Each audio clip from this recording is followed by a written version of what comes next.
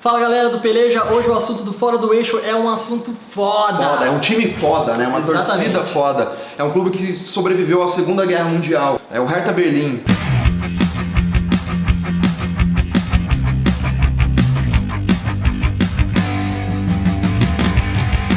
E quando a gente pensa em Hertha Berlim, a gente lembra muito do Marcelinho Paraíba, né? Que nos anos 2000 se tornou um grande ídolo do clube, né? Ele jogou demais lá, fez golaços como esse aqui. Seltene Aktionen des Tabellenletzten vor dem Tor der Hartaner.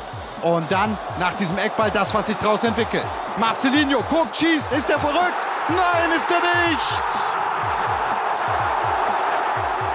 O legal do Marcelinho que eu lembro é que ele tinha os parças dele, né? Não é só o Neymar, não foi o Neymar que inaugurou isso de levar os parças. Já começou lá atrás, né? Sim, o Marcelinho Paraíba, ele tinha uma casa lá dele que levava os amigos dele da Paraíba, os caras chegavam lá e eles faziam festas que davam notícia e tal. Eu lembro que eu pensava, putz, como que o Hertha Berlim, que é um time, obviamente, de Berlim, da capital de um dos países mais ricos da Europa, que é a Alemanha, não é grande, ou não disputa grandes títulos com os outros clubes. Nas outras capitais da Europa, ou na maioria delas, você sempre tem um clube que é grande no seu país, né? Na década de 30 ele era meio que um sucesso ali. Exatamente, tanto é que ele foi bicampeão alemão nos anos 30 e 31, né? O campeonato, isso que não era a Bundesliga, era um outro campeonato alemão. E aí nessa década de 30 ele fez muito sucesso e no final da década de 30 a gente tem esse primeiro baque. Que é a Segunda Guerra Mundial. Que é a Segunda Guerra Mundial. E o Hertha Berlim sofreu bastante, porque não foi só o país, a Alemanha, que acabou sendo devastado com essa guerra. Principalmente a cidade, né? A cidade de Berlim foi muito destruída, destruída, né? Tanto que no meio dos destroços da cidade, né, durante a guerra, até o pós-guerra, um dos destroços era o próprio estádio que ele tinha ganho em 1924.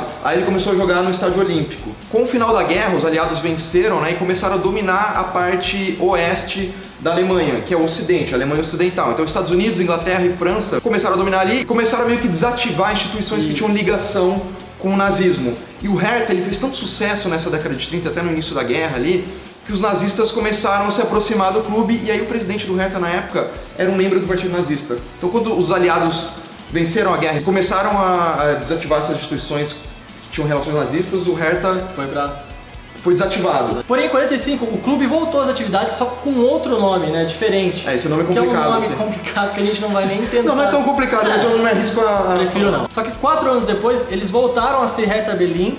O nome Hertha Berlim, né, de fato. E começaram a participar das grandes ligas e das grandes competições de forma normal igual.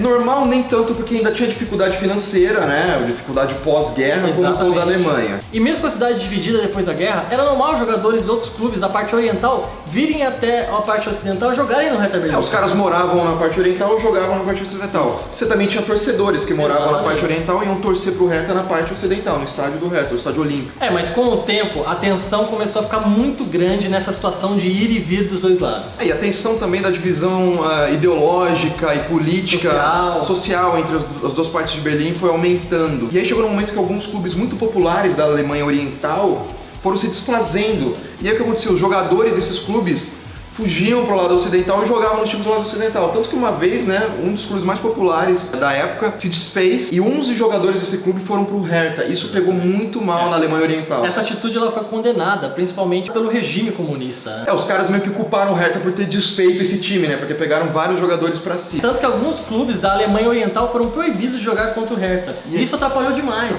Demais. Imagina que ele tinha agora que jogar contra clubes mais próximos ou só da parte ocidental. E são menos jogos que você faz, são jogos mais regionais. Isso atrapalha o dia a dia do clube. E aí, pra piorar a situação, se você acha que ainda não tá ruim o suficiente, em 61 foi um marco histórico na Alemanha. A construção do Muro de Berlim.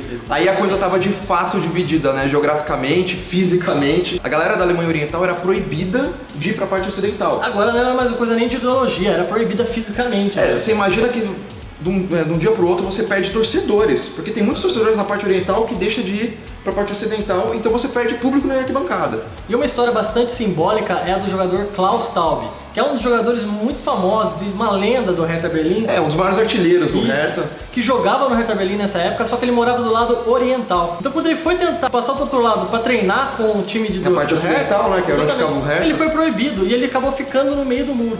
Isso ele disse que pra ele foi o fim da carreira dele. Ele, além de não poder jogar no time que era do coração dele, ele não conseguia jogar nos outros times porque todo mundo que sabia que ele era jogador do Hertha Berlim, boicotava e não queria ele no jogo. A Alemanha Oriental e Berlim Oriental se incomodava pelo fato dele ter sido ídolo na parte ocidental. Exatamente. Não só isso, não só a torcida, não só perdendo jogadores, mas você tem a questão do transporte, né? Pra se transportar de uma cidade pra outra, o Hertha tinha que conviver com a paranoia do Partido Comunista que cercava a cidade e acabava que pressionava os jogadores de uma forma. Então, o que o Hertha fazia? Ele dava um bônus, né? Uma graninha a mais para os jogadores que topassem passar por essa situação, que era um pouco difícil e constrangedora. Só que isso não foi visto com bons olhos pelos organizadores da Bundesliga. Por quê? Porque eles tinham um teto salarial, né? E quando entrava esse bônus no... Ultrapassava o teto salarial estipulado pela Bundesliga. E infelizmente o Hertha Berlim ele foi punido com 3 anos de proibição para jogar na Bundesliga. Então você perde torcida, você perde jogador, ídolo. E você perde tempo também. Você perde logística, você perde dinheiro com a guerra. Renda. E agora você é rebaixado. Exatamente. Você é rebaixado e proibido de jogar por 3 anos na liga principal. Mesmo com essa proibição, mesmo com todos esses problemas, o time mantinha uma coisa que era maravilhosa. Até a torcida, a paixão da torcida. Foi o momento que a torcida decidiu ser protagonista da história do clube. Antes o protagonismo era por questões externas. Agora, finalmente, saiu dali de dentro da torcida, da paixão do clube. O que eles faziam? A galera da Alemanha Oriental, que era proibida de assistir o jogo na parte ocidental, ia até o limite do muro de Berlim, encostava no muro todos com seus radinhos. Escutavam o jogo do Hertha, gritavam pelo Hertha, e quando o gol era comemorado lá na parte ocidental, lá no estádio do Hertha, a galera gritava aqui junto.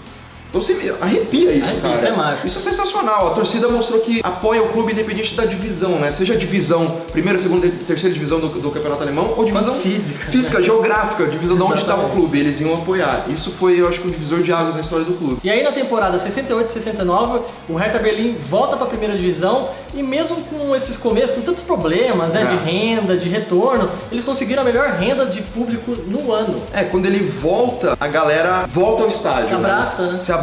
Era o melhor público da Bundesliga, ele superava os outros rivais gigantes, porque a galera sempre foi apaixonada ali na cidade. Nessa época é interessante porque quando o Hertha Berlim participava da Copa da UEFA, acontecia uma coisa super bacana. Os torcedores da Alemanha Oriental finalmente tinham a chance de assistir o Hertha. Exatamente, já que não podiam assistir em casa, né? O Hertha ia jogar em países comunistas, como a Tchecoslováquia, União Soviética. E esses estádios lotavam nesses países. Exatamente. Muitas vezes o Hertha, a torcida do Hertha, era a maioria no estádio no país vizinho, porque a vontade era tanta dos torcedores da Alemanha Oriental ver o Hertha, que eles se deslocavam e lotavam esses estádios. Isso era algo incomum e algo magnífico que acontecia. Mas finalmente o muro foi derrubado. Em 89. Exatamente. E a partir daí as coisas começaram a melhorar. O time começou a ganhar mais força, por quê? Porque a torcida começou a se unir novamente. Berlim estava finalmente unida. Tanto que até na época o Beckenbauer disse que o Hertha Berlim era um gigante adormecido. Que estava para acordar. Exatamente. Agora o gigante vai acordar. O Hertha até hoje não ganhou grandes títulos. Era isso que o Beckenbauer estava esperando, né? Mas pra gente o gigante acordou há muito tempo. Acordou durante a guerra. O gigante se mostrou pós-guerra.